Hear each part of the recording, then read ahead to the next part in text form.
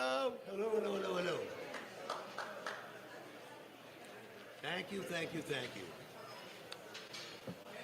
Welcome to week 8 of our ABC Speaker Series. Today, speaker number 69, and we're happy to say that. And my name is Paul Anthony, sometimes Paul Agony, but that's another story.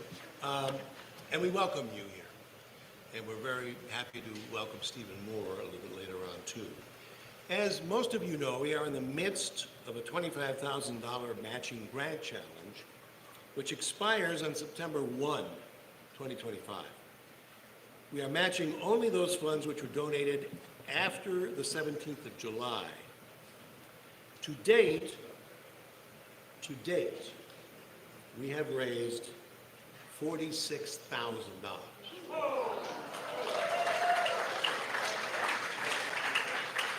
And that is not including the original match, which is astounding. And in the last week, we've had several major people step up that we were unaware of and made up that difference, which is just astounding.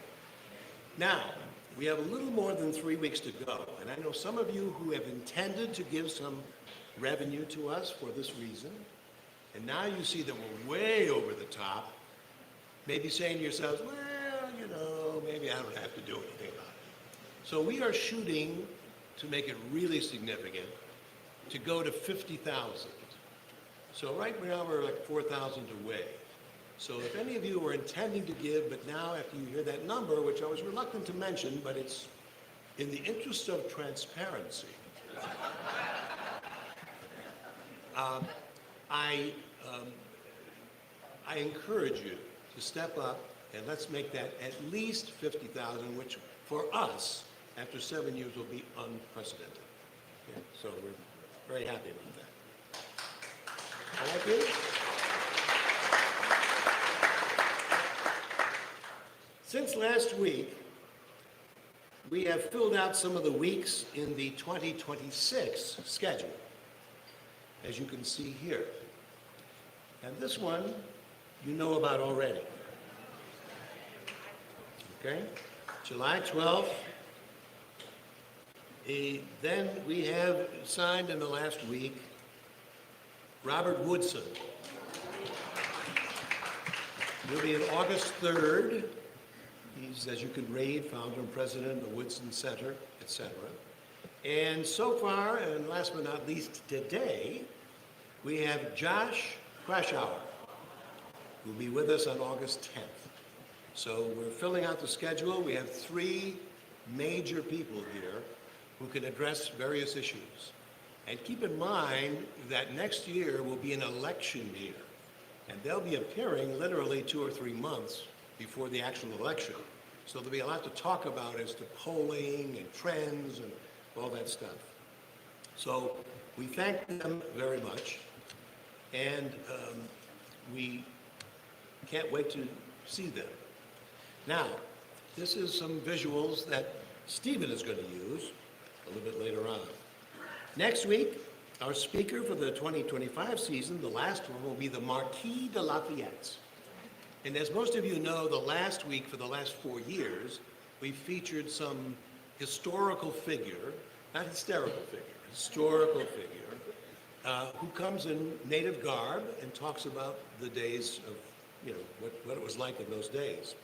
Mark Schneider plays Marquis de Lafayette. He will retrace the Marquis's 24-state tour of America, 1824-1825. From July 24 to September 25, the last surviving major general of the American Revolutionary War made a tour of the 24 United States. He was received by the populace with a hero's welcome at many stops, and many honors and monuments were presented to commemorate and memorialize his accomplishments during the war. Lafayette led troops under the command of George Washington nearly 50 years earlier than that, and he fought in several crucial battles, including the Battle of Brandywine in Pennsylvania and the Siege of Yorktown. At this time, I would like to recognize your hardworking ABC board. Just stand or raise your hand, those of you who are in the vestibule, come on out here, when your name is called, and please hold your applause until the end. Our Vice President, Don Bogus. No applause, please. No, see, there you go. Don't touch the microphone, okay? Our Treasurer, Susan O'Connor-Bear. Okay. Secretary Anita Price, who I think is not here today. Maybe she is. I should know. Okay. Connie Winters. These are our directors, Ruth Ann San Marco, Debbie Rick, and Lynn Silver. Howie Aiken, and John Abbott, who's the youngest of our group, and of course he's still a working stiff. And he's flying right now to Bangalore or someplace, I don't know where. Obviously he can't be here at this time. As usual, we have our Q&A after Mr. Moore's presentation. Please silence your cell phones. Even if you think it's off, check it out. And let me name one other thing. At 4:15, Mr. Moore has to do a cut-in on television, okay? So we're going to let him go at 4. He has to go into his subterranean cave where he will shoot for the 4:15 thing, and then he has to leave immediately after that to get to the airport for a 7 o'clock flight tonight.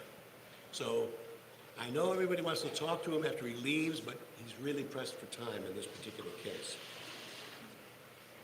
Today's speaker, Stephen Moore, has served as a senior economic advisor to President Donald Trump, where he focused on tax reform, regulatory reform, and energy policy. In addition to this role, Moore is a Heritage Visiting Senior Fellow and Senior Economic Analyst at CNN. With more than 30 years of experience as an economist, we hire those people to be digging the ice when you're doing this, you know. Moore is positioned to provide a deep understanding of the shifts in our global economy. Moore previously wrote on the economy and public policy for the Wall Street Journal and was a member of its editorial board. During his career, Moore has served as a senior economist at Congressional Joint Economic Committee and as a senior economics fellow at the Cato Institute as well, where he published dozens of studies on federal and state fiscal policy. He advised the National Economic Commission in 1987 and served as a research director for President Reagan's Commission on Privatization. He was a mere child when he worked for Reagan. Ladies and gentlemen, please welcome economist Stephen Moore.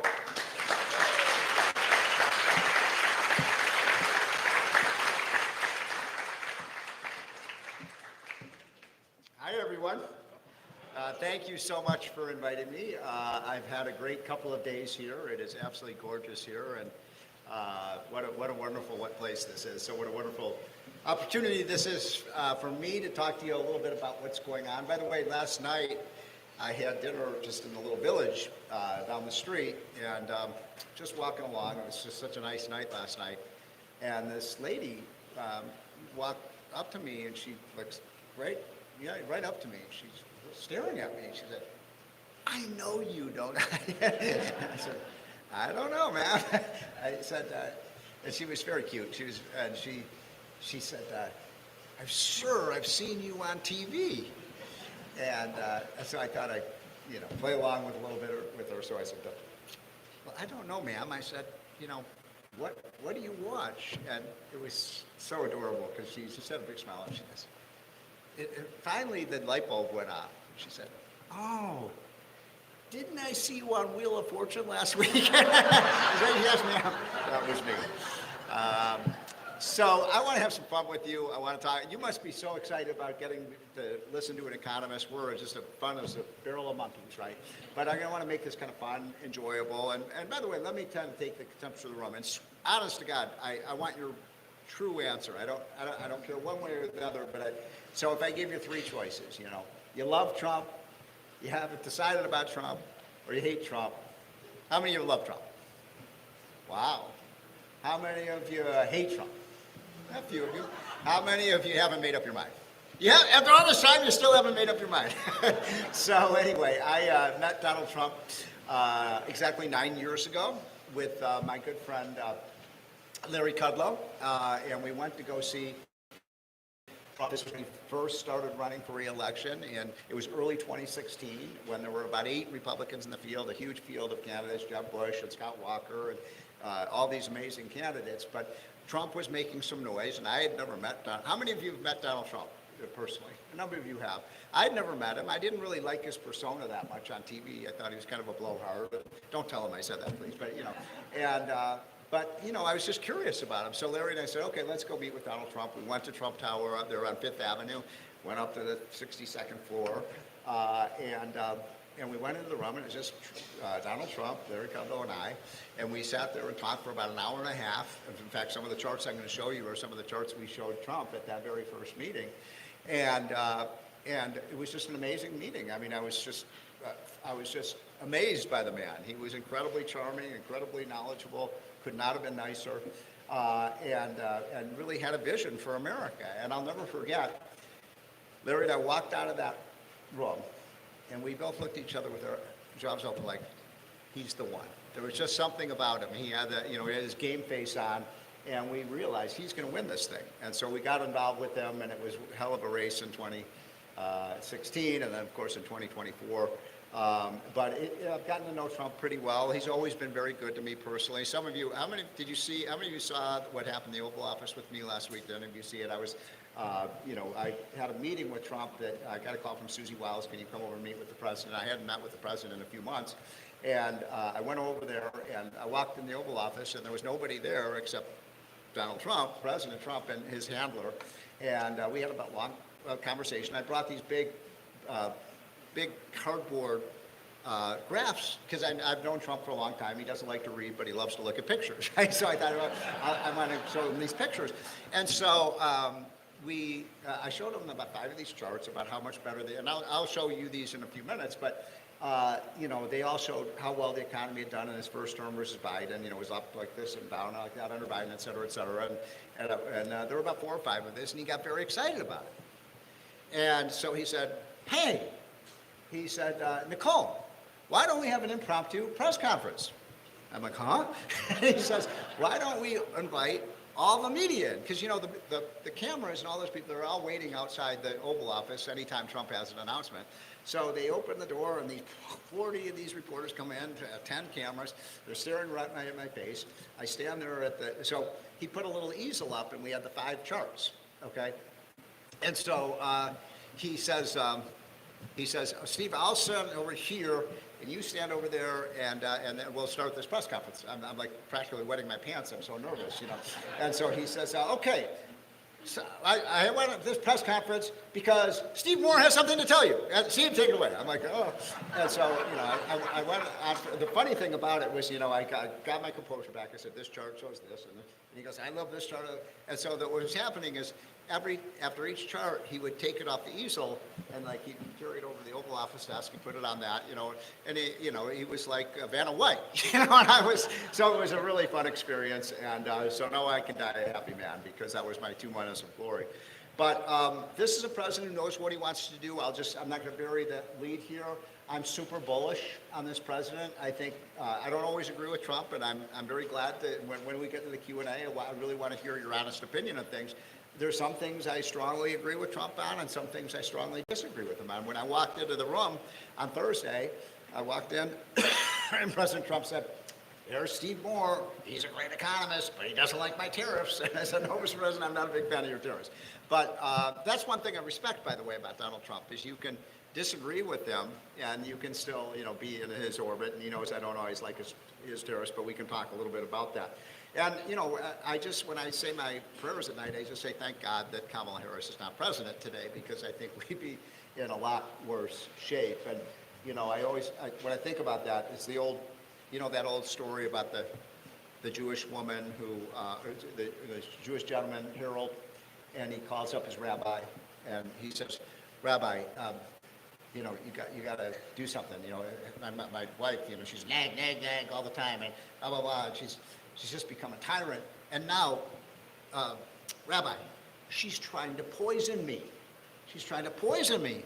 So the rabbi says, oh, come on, Harold, I've known you guys for 30 years. Your wife is not trying to poison you. And he said, well, look, please, Rabbi, would you just do me a favor? Would you just go over and see my wife and sit down with her, and then I'd like your advice about what I should do. So, sure enough, 2 weeks later, he calls up the rabbi. Rabbi, it's Harold. Did you happen to get a chance to go see my wife? He said, yes, Harold, I spent about an hour with your wife. And he said, well, okay, Harold. Rabbi, what is your advice? He said, well, take the poison. Now, how many, by the way, how many of you in this room have been married for more than 25 years? Wow. How many over 30 years? Anybody over 40 years? 40? Nobody's been married over 50 years. Really? Well, congratulations. That's fantastic. I love marriage. It's a great institution. Okay, so let's talk economics. Let's get right into it. I'm going to show you a series of charts and trying to go through this kind of quickly. There will be an exam at the end of this, so pay close attention. But let's start with this. This is one of the most important charts here. This is the, you're all kind of familiar with this chart. It is the stock market, the United States stock market over the last 60 years. And what's interesting about this chart, you're probably all familiar with the blue, that blue line. That's the S&P 500. By the way, this is on a logarithmic scale, so it shows the the percentage point increases in the valuations. And the green line is kind of an interesting one because the green line shows you what happened with the stock market after adjusting for inflation. After adjusting for inflation, because how many of you in this room were in the financial markets and know a lot about it? Well, when you make an investment, you're all investors. Hopefully you know that when you make your investment, you're interested in your after inflation, not your before inflation rate of return. And what's interesting about this chart is, well, first of all, look at the blue line. I mean, that is what I call the greatest story never told. We all, as Americans, have been privileged to live under the greatest period of wealth creation in the history of civilization. No country has ever lived through anything like what's happened in the United States over the last 40 years. Let me give you an example. Anybody in this room, can you tell me what the Dow Jones Industrial Average hit its low point at in 1982? Anybody want to take a guess? What? I heard, did somebody say 1,000? Okay, if you said 1,000, what's that? You are exactly right. The low point in summer of 1982 was right at about 800. Now think about that. In 1982, the Dow Jones Industrial Average is at 800. Today, the Dow Jones is at 45,000. So if the next 40 years is as good as the last 40 years, the Dow Jones in 40 years will be 1.5 million. So this has been incredible. Now look, if you look at the green line, that's an important one because it takes into account inflation. And what's interesting is, if you look at the 1970s, that was a horrible period. In fact, the Dow Jones actually hit 1,000 in 1966. I don't know if you were aware of that. And then 15 years later, it's at 800. So that's a pretty bear market, right? When you have a 15-year period where the Dow loses 15% of its value, adjusted for inflation, the Dow lost over half its value. And then you can see Reagan, the way I like to put it is the clouds dispersed, the sun came out, and God gave America Ronald Reagan. And you have this, look at that, just upward projection through the 80s and 90s, and then we had the correction in 2008, but it's right back up on its merry way.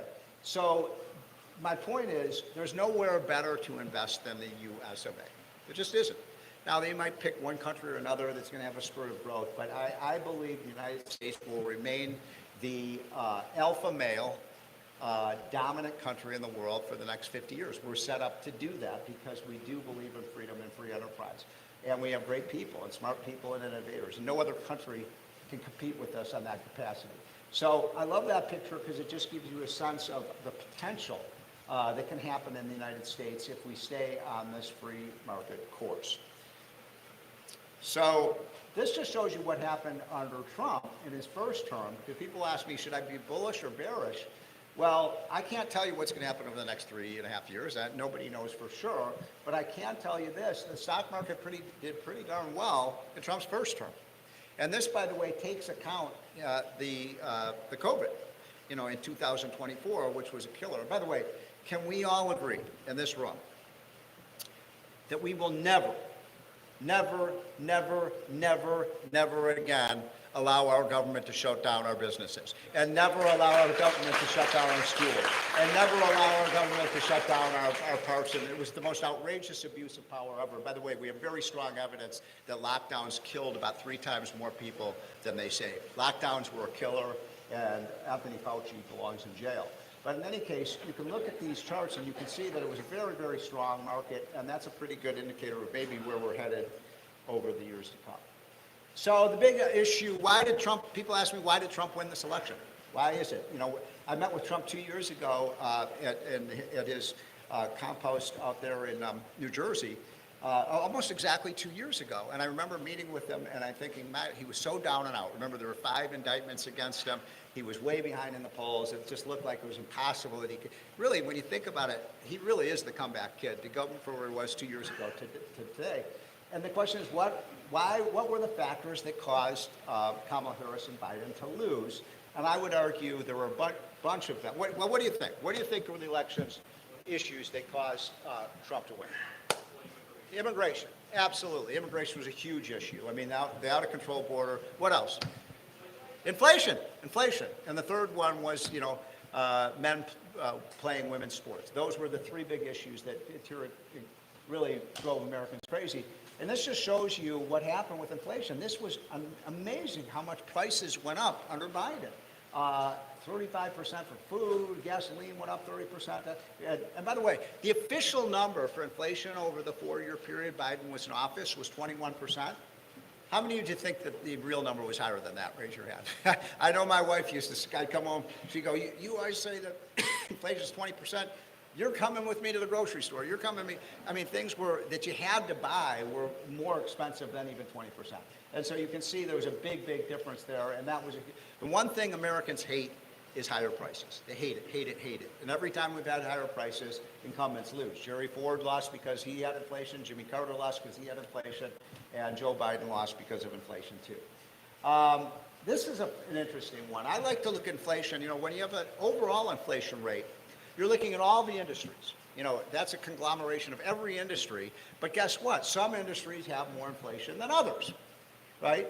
And so if you look at this, I don't know how well you can read this because it's in small letters, but the red lines are the ones that have really exploded in cost over the last 25 years, and the blue ones where you had modest or declining. And if you look, computers, cell phone costs, even things like clothing, cars, they haven't really actually risen very much in price over the last 25 years.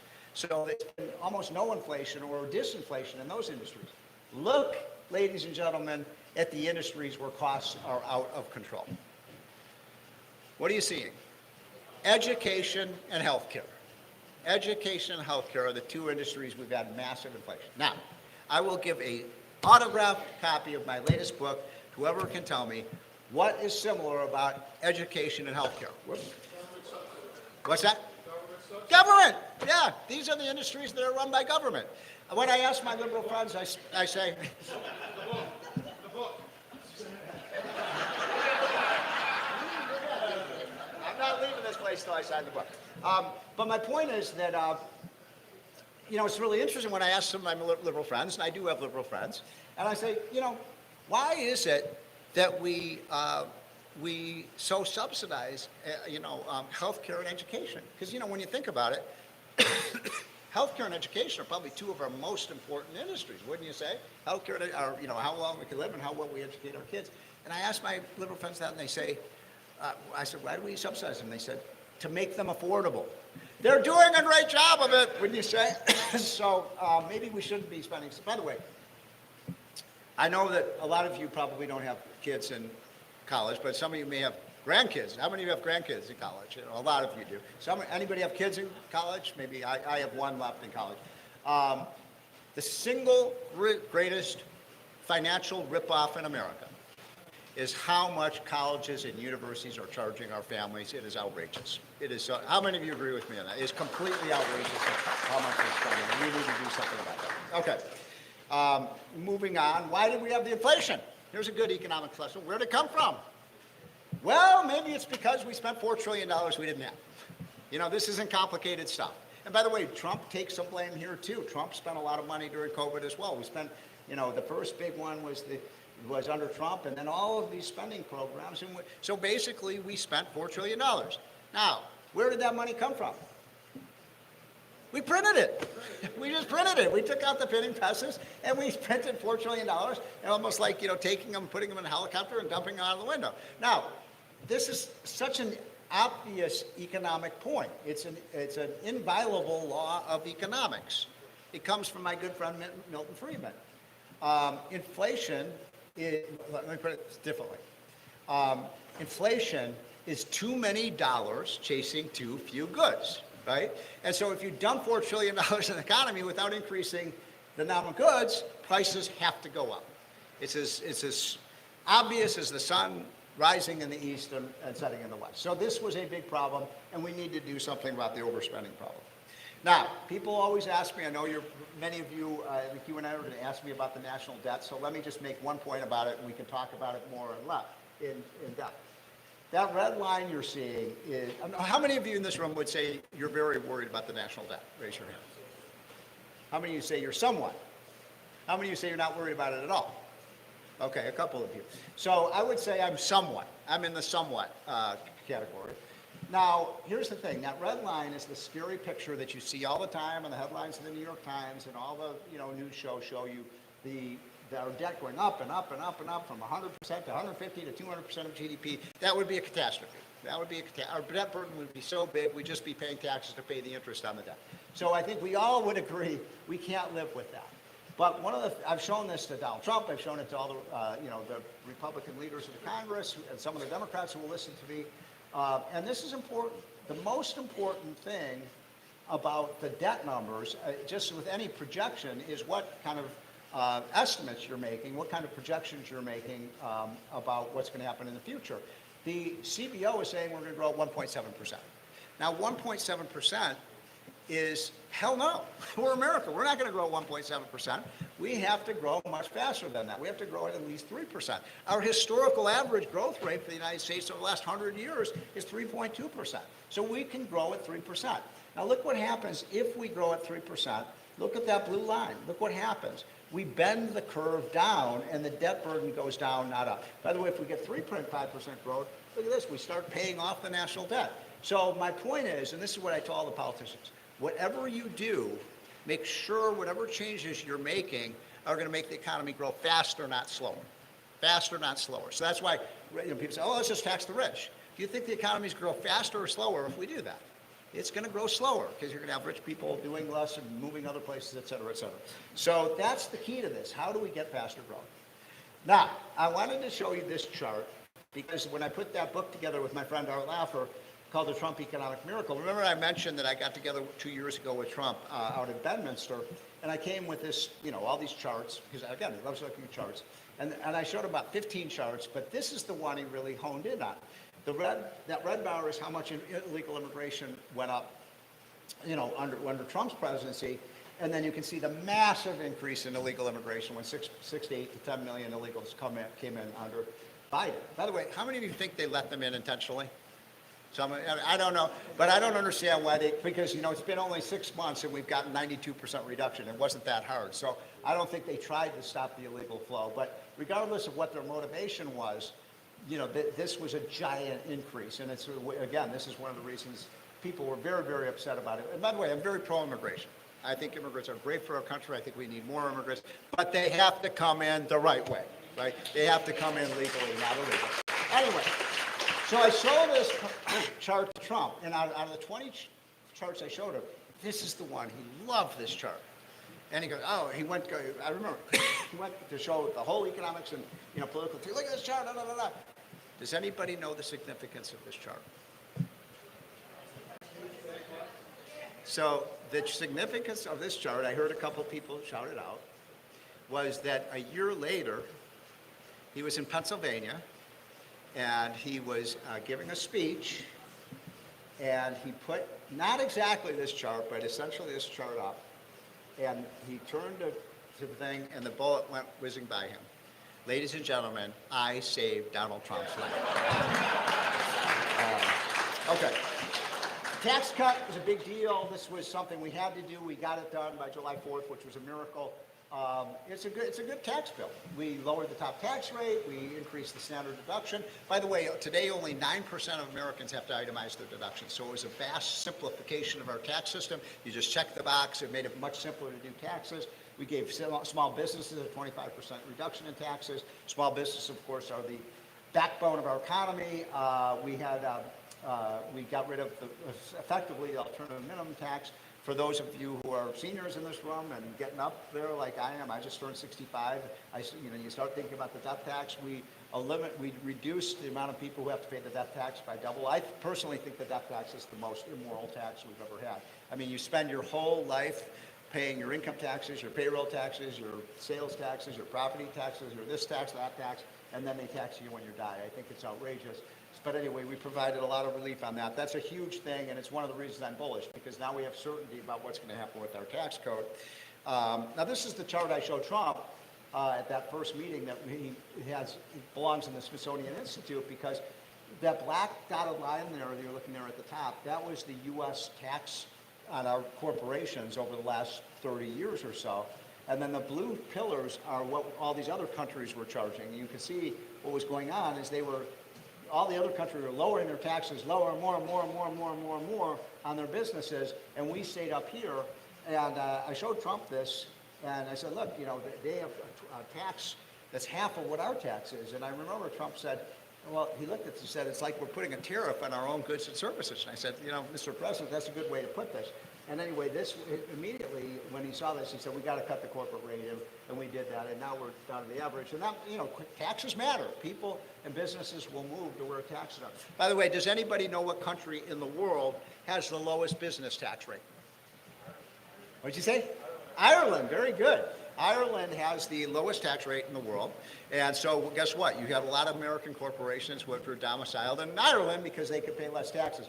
And by the way, as another follow-up question on this, does anybody know why Ireland is always a great place to invest in? Because the capital is always Dublin. Oh, no, that's terrible. Sorry about that. Okay. When you lower tax rates, you get more revenues. This is called the Laffer curve, right? And you can see when look what happened under Reagan. We cut the rates, the revenues went way up. Even under Trump, here's the Trump tax cut. We lowered the rates. Look, I mean, people keep saying the richest 1% aren't paying their fair share in taxes. Ladies and gentlemen, today in America, the richest 1% pay a higher share of the income tax than ever before in American history. Ever before. So where's this big tax cut for the rich? I don't see it. They're paying more, not less. I feel that I mentioned this before. These endowments, these are the university endowments of the 25 largest universities in America. And they now have about $800 billion to $1 trillion in endowments. $800 billion to $1 trillion. This is money that has never been taxed. Never. It's a vast storehouse of wealth. And I have a problem with this. I think we should tax these endowments. I think we should do it to lower our debt. Because they're not. Harvard has so much money, by the way, that Harvard could charge free tuition to every student that goes to Harvard from now until forever, and they still wouldn't run out of money. And yet they have not. Have any of these schools reduced their tuitions? Have any of them? I haven't seen it. So we ought to do that. And I'm anti-tax, but this is something that ought to be taxed. Regulations are a big deal, and they went way up. I think we can save $1 trillion a year on regulations. But I want to get to this next one. This is really important. We have this new study we've just done, looking at where people are moving to and where they're from. And this is the biggest story in America today. The migration patterns of America, which states are up and which states are down, is transforming America day by day, week by week, month by month, in a profound way. Probably this has been the biggest migration shift in the history of the country. And so what you can see here is these massive amounts of, first of all, look at the winning states. These are the states that have, how many of you have a place in Florida? Raise your hand. How many of you are Florida resident? A lot of you are. Well, you're smart. What's the income tax in Florida? 0. Texas. Any Texans in this? Anybody? A few Texans. What's the income tax rate in Texas? 0. You look at these other states, by the way, the sixth biggest one is Tennessee. Anybody know what the income tax rate in Tennessee is? 0. Boy, I wonder if there's something going on here where people are moving to low tax states. So Florida is just blowing away. By the way, Florida has imported $200 billion a year in additional income from the rest of the country. So it's that giant sucking sound is people leaving mostly blue states for the red states. For the first time, by the way, in American history, this had never happened before. For the first 249 years of our country, the dominant region of our country was the Northeast. It was New York, it was Philadelphia, it was Baltimore, it was Boston, it was that financial and industrial corridor that ruled the world. Today, for the first time in history, the dominant region in the United States is not the Northeast, it's the Southeast. And it's because what's happening in Florida and Texas, North Carolina, all these states are growing like weeds. Now, look at the states that are losing population. And I know most of you we're standing here in New York, but you could understand why, other than this time of year, people might not want to live in New York. I mean, the weather's not great and so on. I'm from Illinois. I hate to see what's happened there. New Jersey, Massachusetts, those states are being led because and incidentally, the two states with the highest tax rate are California and New York. Gee, they're leaving. Who would ever thunk it? Now, here's the thing. When I ask people about this, they would say, the reason people are moving to the Southeast is because of the weather. And by the way, it's true. I mean, the weather is very nice in the Southeast, especially now we have air conditioning. People can live in the Southeast all year long, et cetera. And so there is some truth to that. The Southeast has better weather than the Northeast has. But California, how do you ruin California? I mean, it has the most beautiful mountains, beautiful beaches, beautiful weather, beautiful women. I mean, what's not to like about California? It's a slice of heaven.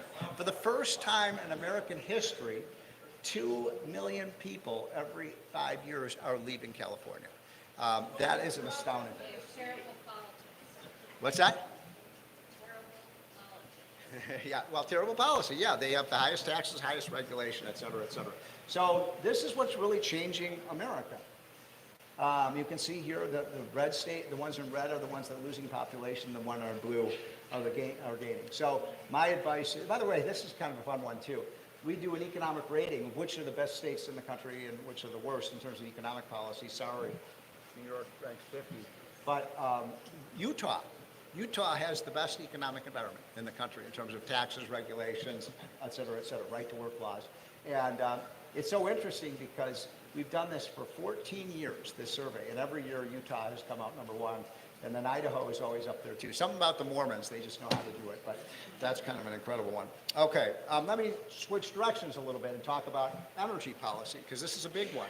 And we're going to make massive changes in our energy policy in this country. First of all, there is a mythology going on that there is a green energy transition going on in America. It is not happening. It is not happening. It is a lie that we're de-emphasizing fossil fuels. When Biden came into office, we got 83% of our energy from fossil fuels. Right? 83% of our energy comes from fossil fuels. Today, 82%.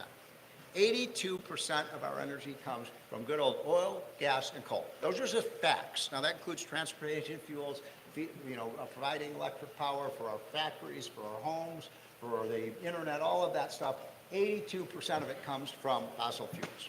And by the way, there is probably no country in the world that is more endowed with fossil fuels than the US of A.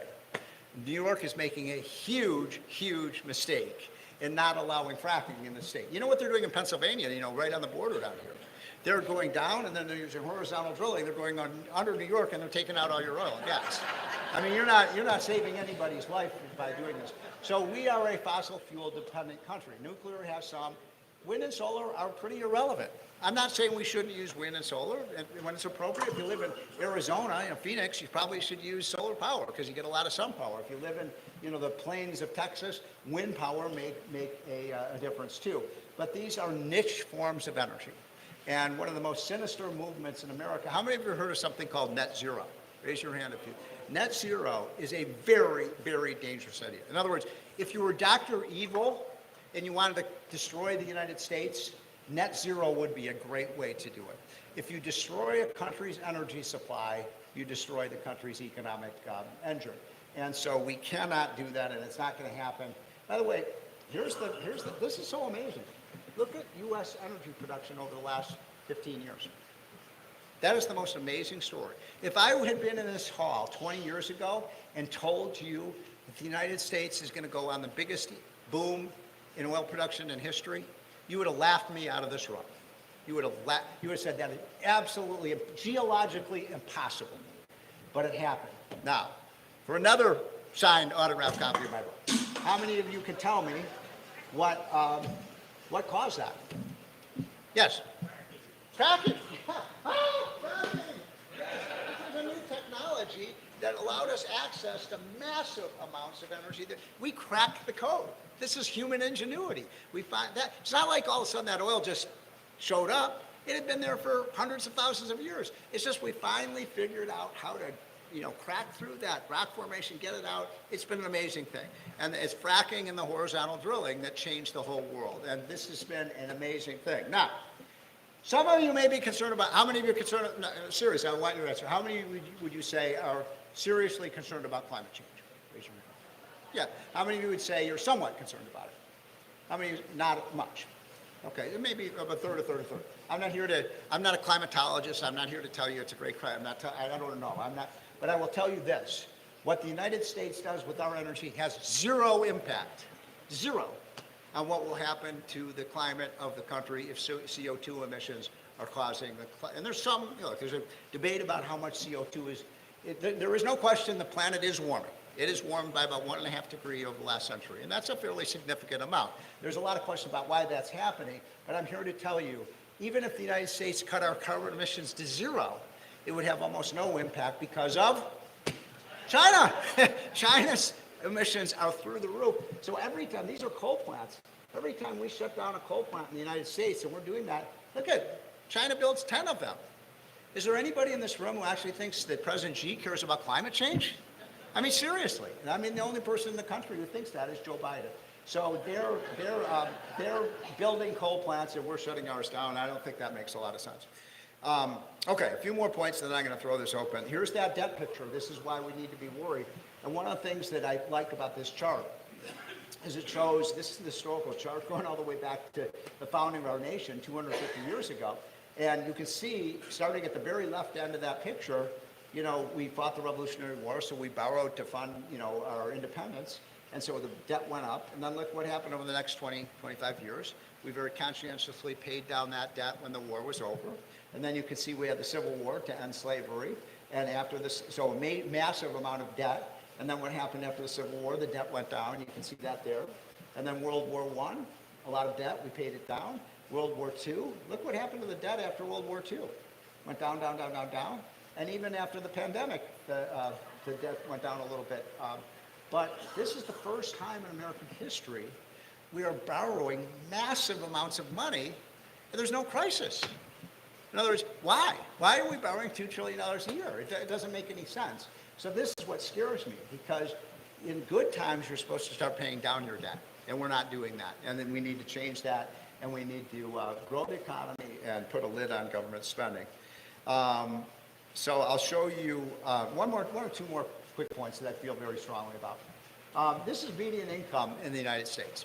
And there's nothing that makes me angrier as a, red, white, and you cut me, I bleed red, white, and blue. So I hate it when people say that the United States is a systemically racist country. I reject that totally. Now, do we have racism in our past? Of course. Do we have sins in our past? Of course we do. Slavery, segregation, Jim Crow laws, horrible incidents in America. But I would make the case to you that the United States is the only, maybe in all of history, the only successful multicultural society.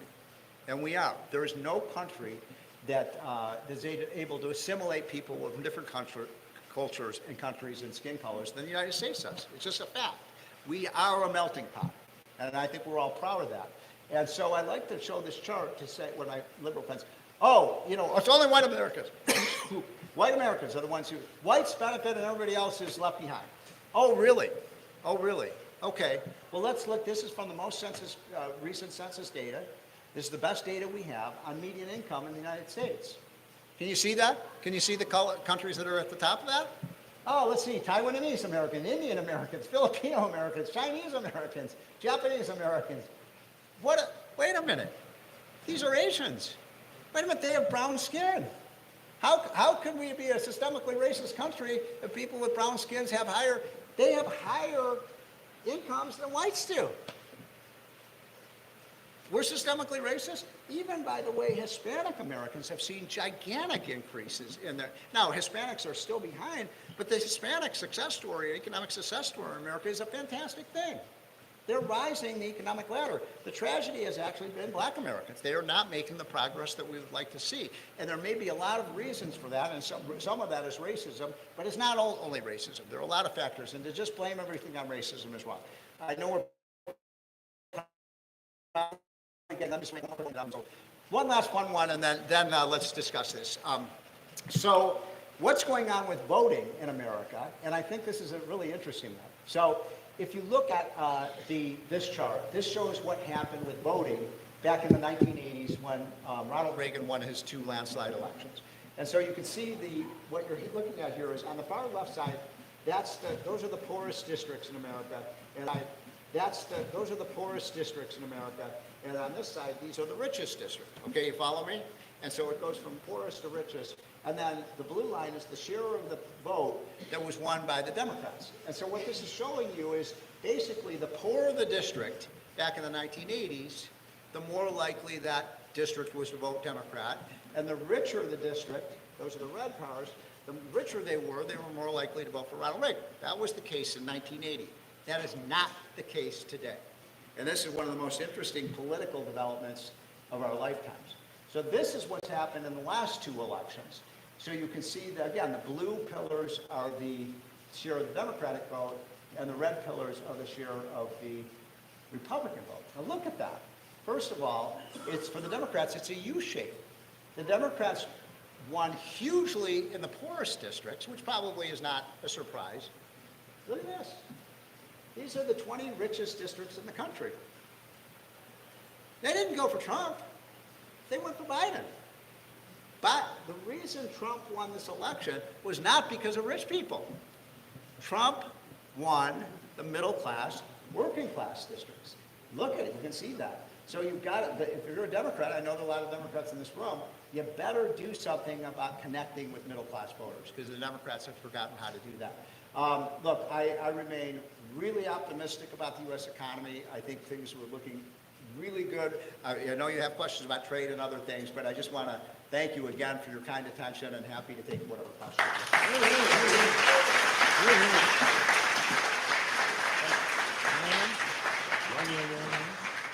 Thank you very much. Can I ask you a question? What is your feelings about gerrymandering? Okay. You have to stay behind The question that. was about gerrymandering. I hate gerrymandering. I hate it. I think it's outrageous. In the year 2025, we still have politicians drawing the lines. It's outrageous. The solution to this is so obvious and simple. Take politicians out of the process entirely. How many are with it? Take the politicians out of it, right? I mean, come on. We can do this with random number generators. A computer can do it in 2 minutes. There's no political bias. You put as many people as closely, next to each other as possible, and then there's no gerrymandering. Because when you have gerrymandering, instead of the voters choosing the politicians, you now have a situation the politicians are choosing the voters.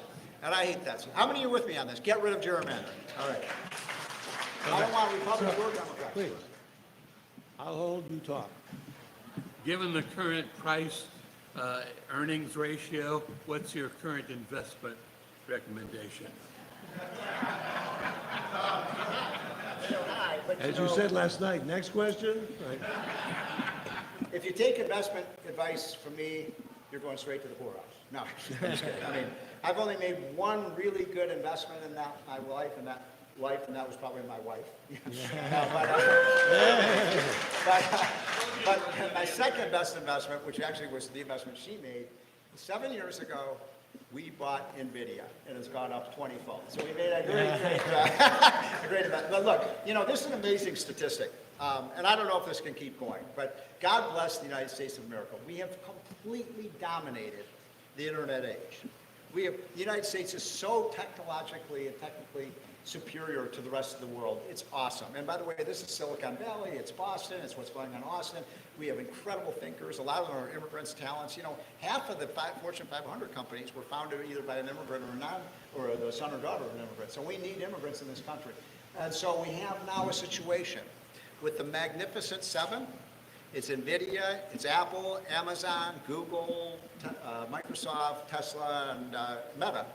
Those 7 companies have more net worth than every single company in Europe combined. Think about that. Every other country, and so if these trends continue, those 7 will have more value than all of the countries in the world. So we have to keep investing in our technology companies. We need to be dominant in AI, robotics. This is one of my pet peeves. We have to stay number 1. And by the way, the reason we were number 1 in the internet and we blew away the rest of the world is for once, the one of the few times the politicians made a great decision. And this was Bill Clinton, a Democrat, who did this. In 1996, we made a decision. We were going to make the internet subsidy-free, tax-free, and lawsuit-free. And it was like the Wild West, and we sprouted incredible companies. We need to do that with AI and robotics, and I think we will. Hi, I have 2 questions. They're quick.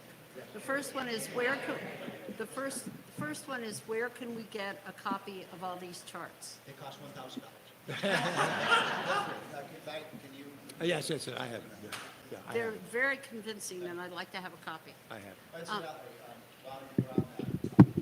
So I want to make sure we put out how many of you get our hotline in the morning? I know few of you do. If you don't get it, just go to unleashprosperity.com. Just unleashprosperity.com, and you can just push the button that says hotline and say you want the email, and you can get it for free. So it's a great source for good information. Thanks. But Connie, we'll make sure we get those charts for you. Thank you. So the next thing is kind of a comment, but the big discussion is about tariffs. Yes. And I think the Republicans have a messaging problem. I'm wondering why we keep talking or let the other side talk about tariffs when all Trump is negotiating for is parity. Yes. So when you talk to a libertarian or somebody who's for free trade, and then they say they're against tariffs, he's not trying to institute tariffs. He's trying to get parity. So Connie, you're making a great point. I could not have said it better than Connie did.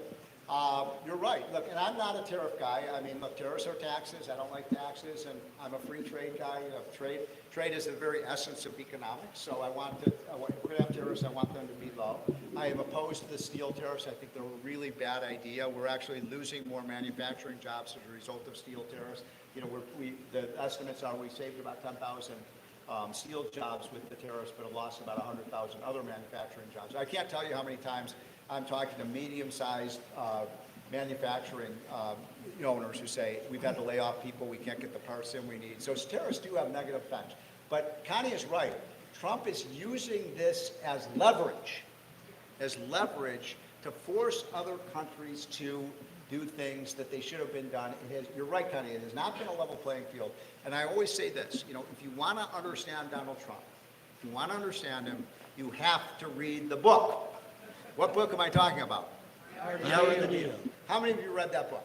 About half of you. It's what every MBA student and every university should be reading that book. There are so many incredible insights about how you negotiate. Whether you like Donald Trump or not, he is a master negotiator. And what comes blaring through after you read that book is one word: leverage. Leverage. If you have leverage over the person you're negotiating with, you're going to probably win that negotiation. If that person has leverage over you, you're probably going to lose. And what Trump realized is that we're the alpha male. Every country in the world has to trade with the United States. Now, we benefit from trading with other companies, but they have to trade with us. China's economy would go into a Great Depression if they could not trade stuff with us.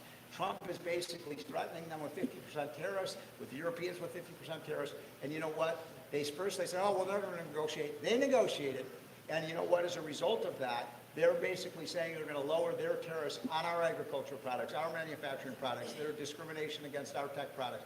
I'm all for that, and I think at the end of the day, Trump's, quote, trade wars are going to end with trade deals that give America a leg up. So again, I'm a free trade guy, but this may lead to freer and fairer trade. In spite of your phenomenal statistics, when you are called a fascist, how do you respond? And number two, with the pharmaceuticals having such a concentration in China, does that concern you? Yes. And what should we as a country do about that? So look, I don't think Trump is a fascist. I don't agree with everything he does. I do worry sometimes about some of these deals that he's cutting where he's saying, oh, these countries, Apple has to give a certain amount of money to the government and so on. Look, all I want is a fair playing field. Most of you are in this room because you believe in free market economics. A good tax system is very simple. A low rate and a broad base. Everybody, in this room pays the same rate, but nobody's exempt from it. And I don't like this idea of cutting a deal for this company or that deal. It was Apple, Tim Cook, about 2 months ago, went into the White House, struck a deal with Trump, and he walks out, and the next day the stock goes up by $500 billion. I don't like that kind of insider trading stuff. So I want to see policies that benefit everybody, not just our big businesses. And look, our small businesses and medium-sized businesses are critical to our country. So, but I don't believe he's a fascist. I believe he's doing securing the border. They say he's a fascist because come on. I mean, 90% of Americans are in favor of securing our border, right? I'm pro-immigration. Let's get the border secure. And by the way, Tom Homan, who's the border czar, he's a good friend of mine. He's done an amazing job. He reduced illegal crossings by 94% in 90 days. That's pretty phenomenal, wouldn't you say? And now, and by the way, he's done it. He has done it in a way that's been very humanitarian. I'm not in favor of raiding factories. I'm not in favor of raiding, farms and And what I favor is, I like this idea of, I wonder what you think. I call it pay to stay. So if you're an illegal immigrant, you're in this country, and let's say you've been here for 5 years, and you have no criminal record, you've got a job, you've been paying your taxes, you pay a fine, and you get to stay here, but you don't get a path to citizenship. How many of you would favor something like that? We'll see. But I don't think he's a fascist because of the fact that he's deporting people. What Tom Homan has done really effectively is a worst first strategy. We're getting rid of criminals, we're getting rid of drug runners, we're getting potential terrorists, we're getting rid of sexual predators. Those people we're chasing out of this country, and I'm very pleased to say that's been a success. Hi, sir. I have two quick questions for you. One was in 2012, you helped with the campaign of Herbert Kane, I believe. I love and, 999. Yes, the 99 tax. I'm curious to hear a little bit about that and how maybe you use that to inform President Trump. My second question is, what advice would you give young Americans to make sure that the U.S. economy stays, you said 20 years, for 50 or 100, hundreds of years, that we stay on top of the world compared to China? So it's a great question. So I'm gonna put you all to work. So there's 3 alternatives for tax reform, okay? One is, how many of you have heard of something called the flat tax? This is the, flat rate tax. Everybody pays 19%. There's no deductions except for yourself and your kids. But none of this, you don't get, tax deductions for gold sperm and windmills and all this stuff. Everybody pays the same amount, you get just everybody pays that low tax rate. That's one proposal, and that's Dick Armey and Steve Forbes have been promoting that. And then the second, how many of you have heard of something called the fair tax? Raise your Yes. hand. If you haven't heard of that, HR 25. What's that? HR 25, 2005. there you go. So we could, I don't remember the rate, I think it's like 22, 23%. Yeah, 23. You have a national sales tax, all income taxes are gone, the personal income tax is gone, the corporate income tax is gone, the capital gains tax is gone. You just pay your taxes at the cash register when you buy things. No income tax. It's no longer the government's money, how much business, how much money you make. There's no IRS harassing you, and you're just basically taxing people on what they take out of the economy, is what they consume, not what they produce. And so that's the second idea. And by the way, no IRS, blah, blah, blah, no tax forms. And the third idea is to keep the tax system pretty much the way it is. All right, so let's have a vote. You're my focus group today. How many of you would choose the flat tax? Maybe about a quarter. How many of you like the fair tax? How many of you like it just the way it is? All right, maybe 30. Some of you never voted. Some of you never raised your hand. But anyway, those are the options. And 999 is just a variation of the flat tax. Now, I want to say something about young people. This is really important. One of the most important statistic, if you've got grandkids or kids that are still of a young age, every study shows this. The younger you start working, the more successful you are. The younger you start working. We have this idiot idea today that, 15 and 16 and 17 and 18-year-olds, they shouldn't be working. It's ridiculous. I mean, when I was at the Wall Street Journal, one of the cool things about being at the Journal was you meet incredibly successful people in every walk of life, in sports, in academia, in science, in business, in finance, et cetera, entertainment, whatever it is. The people at the pinnacle of their profession and who've gotten very rich. And every time we'd meet with these people, almost every time, I would ask them, hey, where did you grow up? Where did you grow up? And it's amazing to me, now this was 20 years ago, so times have changed a little bit, how many of these very, very, very successful people said they grew up on a farm. They grew up on a farm. Now, what's interesting about that? I know this because my wife grew up on a farm.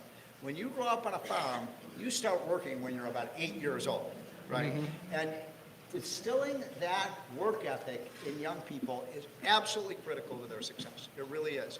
And so, if you can get people working at a young age, it has dramatic positive impacts on their whole life. Okay. We are pushing up against 4 o'clock, okay? So maybe we can have each one of these three. Yeah, okay.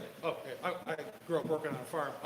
I would have one question for the audience. How many of you, raise your hands, understand that fascism is a direct derivative of socialism going back to Karl Marx?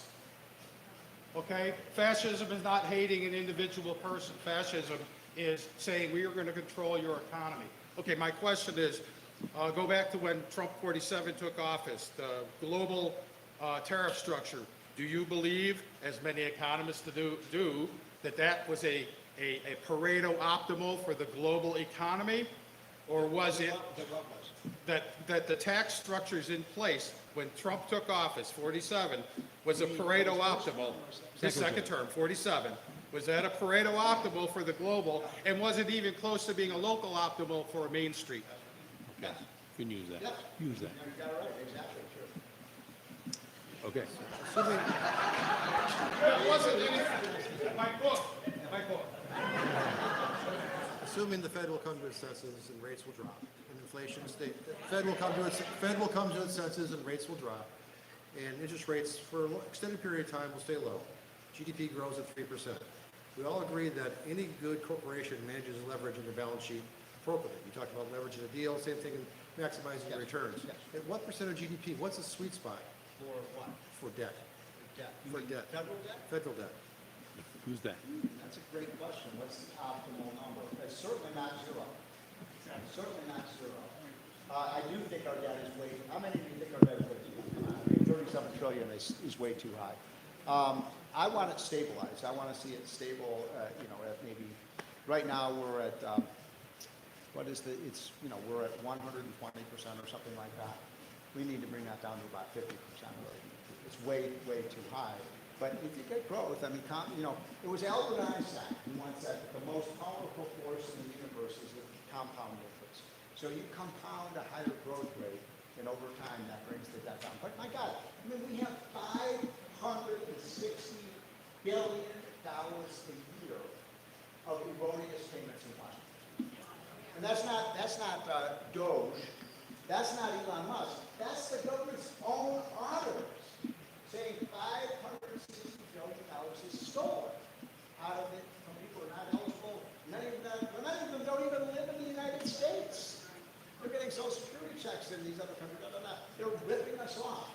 We have got to, just cutting that in half would have a huge, huge impact on reducing our debt and deficit. So there's so many things that we could do to bring down the spending. We should do a 10% across the board cut in spending right now. Just, that would save $500 billion. Last one.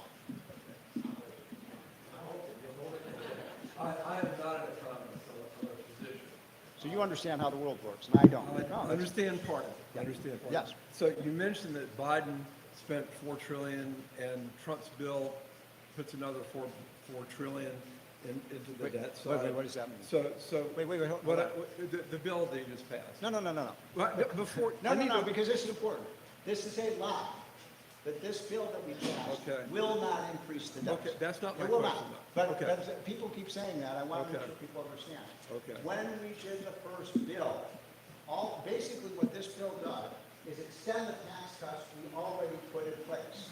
Every single year we put in place that tax cut, what happened to tax revenues? Did they go up or down? They went up. There was no reduction in revenues. Okay. It's all overspent. Okay, that's not my question. Okay, but I wanted to get that off my Okay, chest. so my question is that the bill that just passed will lead to a reduction in support for the Affordable Care Act, where 40% of people will not be able to afford insurance, and also a reduction in Medicaid, which will cause many, many hospitals to close. Yeah. And hospitals represent 15% of our employment right now, and in Atlanta, Emory's the #1 employer in Atlanta. Yes. Do you feel that this trade-off we're making in order to continue tax savings is enough to warrant the closure of hospitals, not just in rural areas, but in cities as well? Okay, so, sir, stay here, because I'm going to admit to, you're in the healthcare profession? Yeah. So I will admit to you, you probably know a lot more about healthcare than I. Okay, I mean, because I'm not in the profession, you understand. The economics of healthcare is so frickin' confusing, I don't know a lot about it. I will say this, though. What we did in that bill was we basically said, we did two things. And no, seriously, tell me if you agree or disagree with these policies. We said, if you're not eligible for the program, you don't get the benefit. Congress sets the eligibility standards. If you're an illegal immigrant in this country, you don't get the benefits. Now, do you have a problem with that? That's not my problem. Okay. No, okay, so let me ask the second. problem Hold on, is I'll that- give you a chance to respond. Let me Okay. say the second thing. So the second thing we did, which is maybe a little bit more controversial, Yeah. we said, if you are of workable age and you don't have a disability and you should be and could be working, you're only going to get Medicaid if you're in the labor force, looking for a job or a training program. We're not going to pay you Medicaid for sitting on the couch and watching TV. Now, the other part, so how are we cutting, I don't understand how we're cutting the My hospital. concern is that in Georgia, when we tried Yes. to do that, Yep. we had a very, very unsuccessful effort in getting people to fill out the paperwork to show that they're either working or looking for a job, which is very difficult for them. And Yes. so instead of having 500,000, we had 5,000 Wow. that were able to get insurance. And the hospitals right now are barely able to make it to where they took $1 trillion out of Medicaid and 40% out of the insurable people on the Affordable Care Act. We will have hospitals closed. We've seen one hospital close in Atlanta the last 4 years. It almost decimated the hospital. Okay, got it. All right. First of all, let me just say, Administration is paid too much, not the caregiver. It's the head of the hospital who doesn't deliver. Yes, I know. Yeah, I go. just want to tell you one thing on the way out. First of all, that's really, thank you so much. Yeah.